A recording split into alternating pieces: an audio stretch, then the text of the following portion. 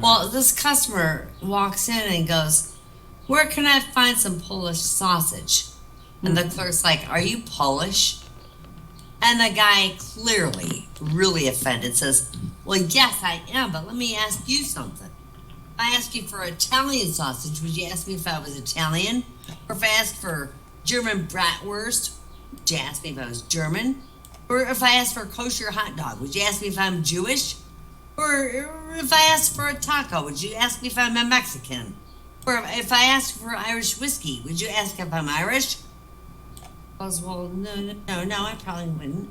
I goes, well, then because I asked for Polish sausage, why do you ask me if I'm Polish?" And the clerk said, "Because you're in Walmart." Yeah. The day's lesson in Mr. I'm sorry. Sorry. What were you going to say? They sell groceries down at Walmart.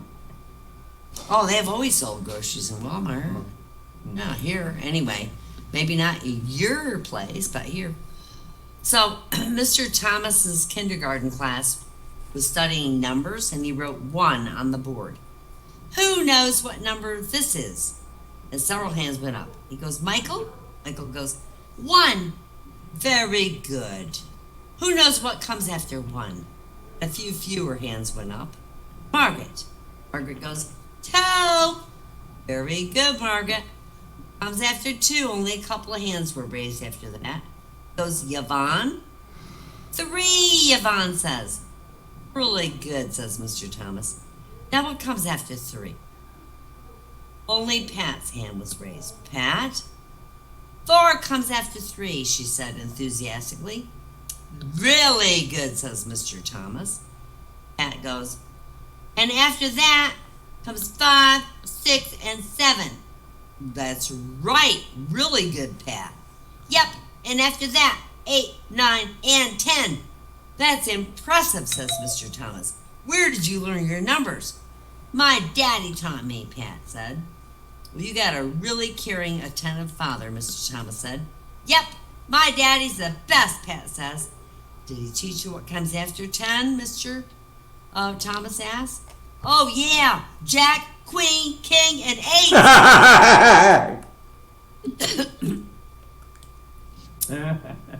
Gilbert Parsons went to the cop station to file a missing person report on his wife. She was missing. And this is his true transcript from the police. Husband says, "I lost my wife, Gail. She went shopping at Macy's. She hasn't come back yet." Officer says, "How tall is she?" Goes, "I never checked." "Is she slim or is she healthy?" "Well, she's not really slim. She can be healthy." Officer says, "Well, what color are her eyes?" "Never noticed," the husband says. "Well, what color's her hair?" The husband goes, "Well, it changes according to the season." "Well, what was she wearing?" The officer says. "I'm not sure whether it was a dress or a suit." "Was she driving?" The husband says, "Well, yeah." "Well, what color was her car?" The husband goes, "Silver Ford Focus Z-Tech 1.6 engine, automatic drive, 2013 plate, scratch on the outside of the driver's panel, crack on the front headlight." And then he started crying. And the officer says, "Don't worry, sir. We'll find your car." We'll find your car. Yeah. Find my car. When Gandhi was studying law at the University of College of London, a white professor, his last name was Wilson, hated him intensely. As a matter of fact, he always displayed prejudice and animosity towards Gandhi. Also, because Gandhi never lowered his head when addressing him, as he had expected, there were always arguments and confrontations between the two. So one day, Professor Wilson was having lunch at the dining room of the university, and Gandhi came along with a tray and sat right next to the professor. The professor says, "Mr. Gandhi, you do not understand. A pig and a bird do not sit together to eat." Gandhi looked at him as a parent would a rude child and calmly said, "You do not worry, Professor. I will fly away." And he sat at another table. and Professor Wilson was reddened with rage. He decided to take revenge on the next test paper, but Gandhi responded brilliantly to all the questions on the paper. So Wilson was really pissed off, frustrated, and asked him this following question. Mr. Gandhi, if you were walking down the street and found a package, within one was a bag of wisdom and another bag with a lot of money, which one would you take? And without even hesitating, Gandhi said, well, the one with money, of course. Professor Wilson, smiling sarcastically, said, I, in your place, would have taken the wisdom, don't you think? And Gandhi shrugged indifferently and said, each one takes what he doesn't have. Well, Wilson by this time is fit to be tied. So great he was angered that he wrote on Gandhi's exam the word idiot, gave it back to Gandhi, and Gandhi took the exam sheet and sat down at his desk trying really hard to remain calm, thinking about this next move. And a few minutes later, Gandhi got up, went to the professor, and said to him in a dignified but really sarcastically polite tone, Professor Wilson, when you signed the sheet, I'll hear you. Oh, Wynott, you cut out. Yeah, give us that. Oh, Give us that wind up, that ending again. Yeah. Yeah. hear me now? Yeah. No, All right, you have Gandhi to do got it. up. He went to the professor's desk, and he said to him in a dignified but sarcastic, polite tone, Professor Wilson, you signed the sheet, but you didn't give me a grade. Oh. Idiot. Mm-hmm. Martin and his Okay. wife Debbie walk in a dentist's office, and Martin says to the dentist, Doc, I'm in a heck of a hurry. I got 3 buddies sitting in my car waiting for us to play golf, so forget about the anesthetic. I don't even have time for gums to get numb. I just want you to pull my tooth and pull a tooth and be done with it. Today's Friday, and we got a 10 o'clock a.m. tea time. Best golf course in the town. And it's already 9:15. So the dentist thought to himself, my goodness, this is surely a brave guy asking to have his tooth pulled with anything to kill the pain. So he goes, Martin, what tooth is it? And Martin turns to his wife and goes, open your mouth and show him, honey.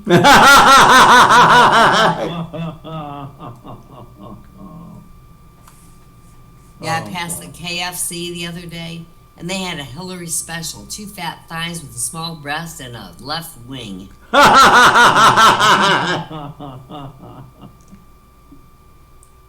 My 10-year-old son came running in the kitchen. He opened the oven and he screamed at me, Mommy, do you have any more of that hot snatch stuff Dad was raving about last night? Good Lord. Mr. Funny.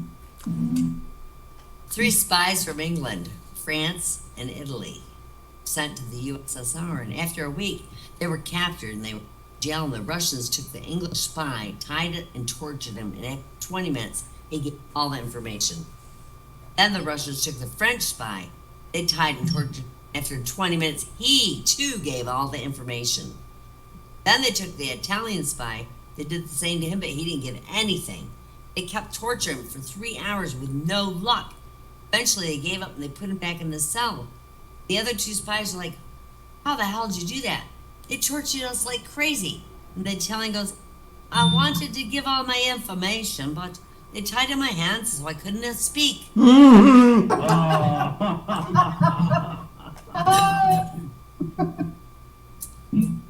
Once upon a time in the magical fantasy kingdom, there lived a young monk named Sam. His order was renowned for their beautiful choral singing. They trained hours every day, refining their voices and their art.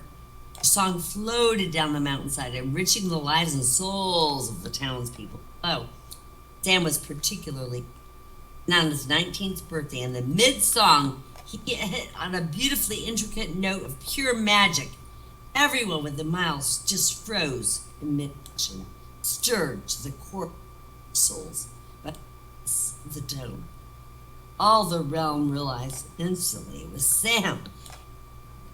Sam was the first person in history to hit one of the rumored magical notes that musicians had theorized must exist. No one before Sam had ever reached. Coronavirus. It's facts, not fear. And we want to bring you. Join Anderson Cooper and Dr. Sanjay Gupta for a live global town hall.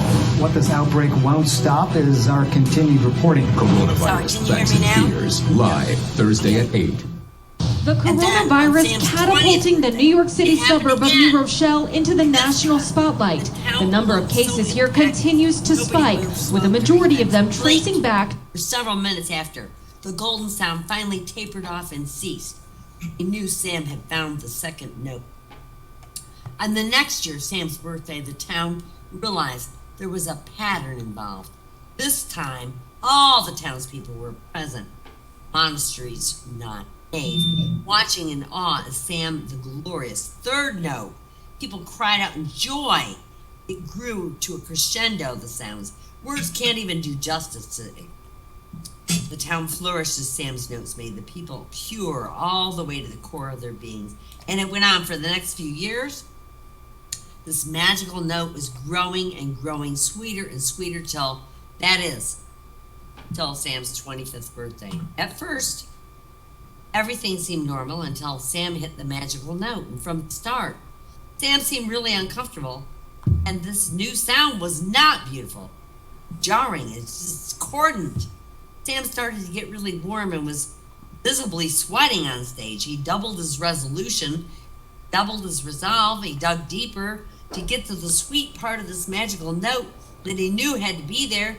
But suddenly, to the horror of all, Sam spontaneously combusted. He burned to the ground. The two closest monks on the stage were burned by the flames, too, coming off his body.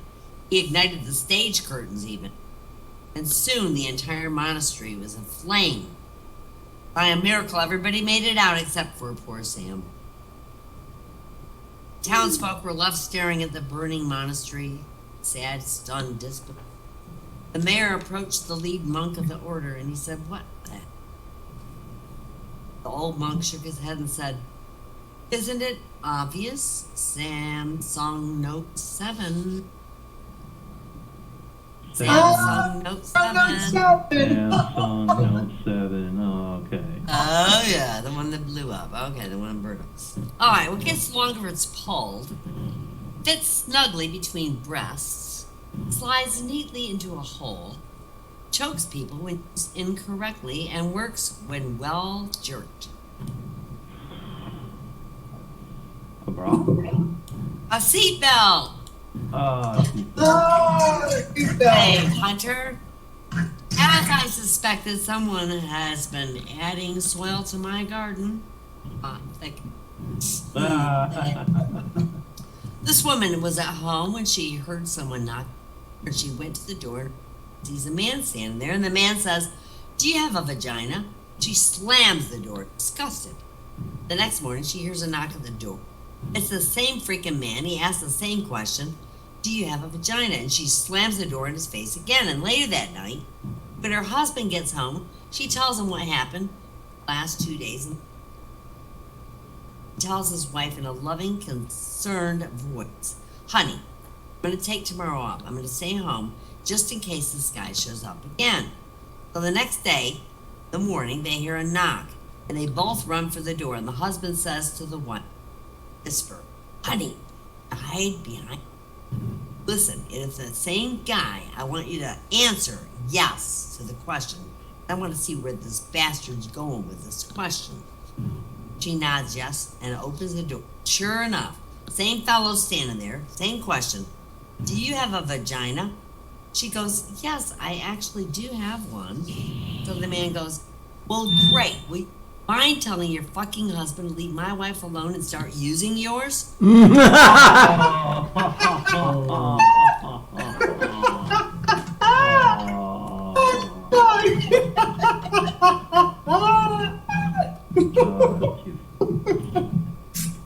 The guy above looked ominous, so I asked Siri. I said, "Siri, surely it's not going to rain again today." And Siri says, It is, and don't call me Shirley. I love that movie. I guess I forgot to take my phone to airplane mode. After iMessaging back and forth with his wife, jokingly Siri to pass along this message. Quote, you need to get back to work now. You have a husband to support. But what Siri sent was, you need to get back to work now. You have a has-been to support. Oh, that's cute. That's mine too. Some Texans are mingling at the bar when the Oxford graduate walked. Howdy, stranger, a Texan says. Where are you from? And the Oxford graduate answers, I come from a place where we do not end our sentences in prepositions. Oh, hell, I'm sorry, says the Texan. Where are you from, jackass?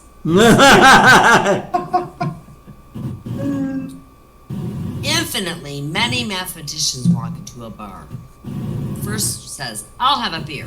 Second says, I'll have half a beer. Third says, I'll have a quarter of a beer. Before anyone else can speak, the barman fills up exactly 2 glasses of beer and serves them. And he goes, come on now. You guys have to learn your limits. Yeah.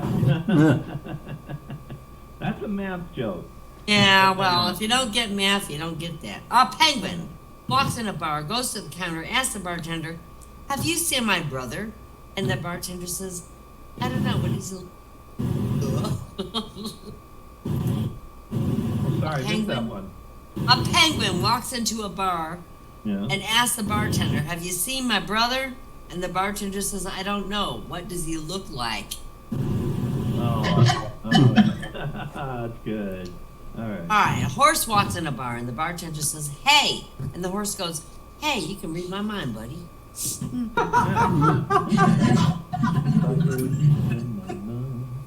Charles Dickens walks into a bar and orders a martini. Bartender says, olive or twist? That was a good one. That's where he got the title. Yeah. A pig walks in a bar, orders 15 beers and drinks from him. Bartender says, would you like to know where the bathroom is? And the pig says, no, I'm a little piggy that goes wee, wee, wee all the way home. Oh, that's adorable.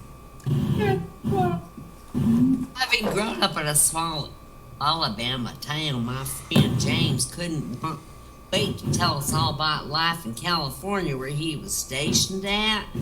The meals are massive, he says. The restaurants are great. And then he grinned and he said, I even went to a topless bar, and his mama said, really? What do they do if it starts to raining?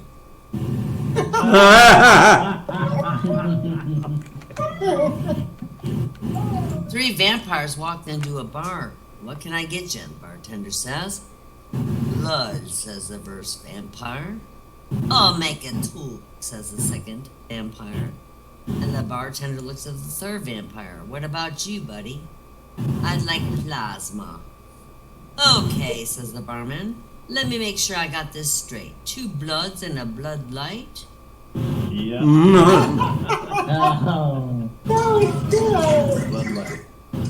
And there are a few cute billboards. There's a sign on Washington's Route 8 featuring an illustration of a police car with lights flashing, and it says, if you drink and drive, we'll provide the chasers. And any blonde would probably take that literally and hope for, some chasers for their drinks. A police officer jumps in a squad car and calls the station. I got an interesting case here, he says. A woman shot her husband for stepping she just mopped. Have you arrested her? Asked the sergeant. Well, no, not yet, he says. The floor's still wet. And my last one. When asked for his name by the coffee shop clerk, my brother-in-law answered, it's Mark with a C. Minutes later, he's handed his coffee, and his name is written on the side. It says Kark. Kark, Mark with a C, boys and girls. That's all I got. Okay, I get it. Yay. Wow.